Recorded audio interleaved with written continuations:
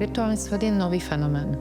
A fenomén, ktorý prišiel len nedávno a veľmi rýchlo sa zintenzívňuje.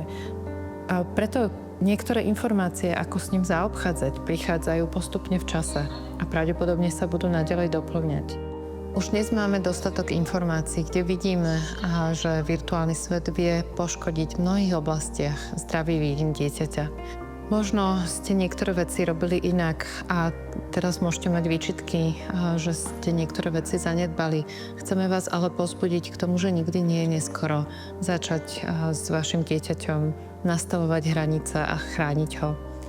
Určite je ale dôležité urobiť to trpezlivo, vysvetliť mu súvislosti, pretože ak idete meniť životný štýl, tak je dôležité, aby vaše dieťa chápalo, o čo sa jedná. A zároveň vás chceme pozvať k tomu, aby ste boli pri týchto zmenách a nastavovaní trpezlivejší, ak s tým vaše dieťa bude nespokojné a bude si potrebovať na nové pravidlá zvyknúť. Aby ste to nevzdávali a pokiaľ budete potrebovať, tak sa poradili s odborníkmi, akým spôsobom je najlepšie postupovať.